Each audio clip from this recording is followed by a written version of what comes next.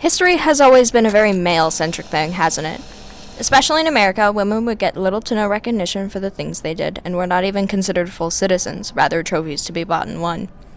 Even Mary Edwards Walker, the first and only woman to ever receive the Medal of Honor and major player in the Civil War, had it rescinded from her. This began to change at the time of the Civil War, when tensions were on the rise, everyone was at odds, and women who were oppressed for far too long finally got the chance to fight for their rights and help for those who were struggling and abused, or simply fight for what they believed in.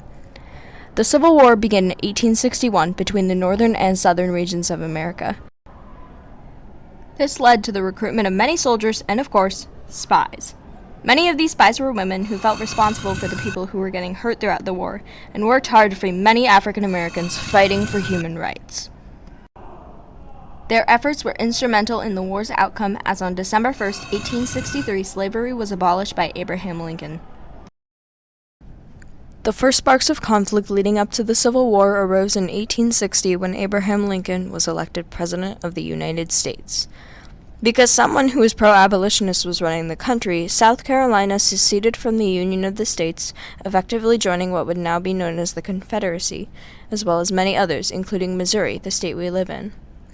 These states were pro-slavery and did not agree with Lincoln's views on slavery or the increase in pro-abolitionist and anti-racist movements on the rise because of Lincoln. This tension rose to a peak when, in 1861, Confederate forces attacked Fort Sumter in South Carolina. Later on, more battles arose, and both sides began looking for spies to infiltrate enemy territory and gain information, battle plans, and stop the transportation of resources. One of these spies was named Pauline Cushman, an actress, and in 1863 she was bribed with money to make a toast to the Confederacy. As a member of the Union, her theater company threatened to fire her, but she did so to further ingratiate herself into Confederate camps, leading to her later recruitment as a spy by Colonel Orlando Hurley Moore. She then went on to stop the transport of supplies, gather fortification plans, and provided critical intel for Major General William Rosecrans and the Tullahoma campaign by pretending to be searching for her long-lost brother. Another one of these spies was named Belle Boyd, a Confederate spy who began her career when an intoxicated Union soldier insulted her and her mother, thus causing Boyd to shoot and kill him. A commanding officer later inquired of this, judging the situation objectively, and concluded she was not to be imprisoned. The commanding officer inquired into all the circumstances with strict impartiality and finally said I had done perfectly right, Boyd wrote in one of her post-war memoirs. Her biggest influence on the outcome of the war was undeniably her flirtations with Union soldiers, a few of them describing her as beautiful and charming. Through her methods, she gained information about the strengths and movements of Union troops and helped Confederate commanders plan their actions and strategies for battle. She was arrested more than a few times, and among all of these incidents while she was in Union jails, she was less than a model prisoner. She flew Confederate flags out of windows and sang Dixie, all while using makeshift methods to communicate with the outside and other prisoners. These escapades played a massive part in both sides of the war being prepared for any future attacks, sieges, or battles.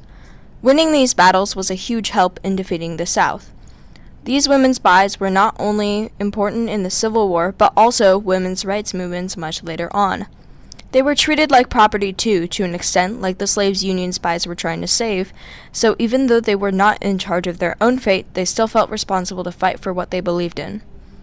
It proves to people who think of them as lesser that they are capable, and influence more women in the future to stand up for their own rights, leading to the suffragette movement picking up steam just after the Civil War ended in 1865.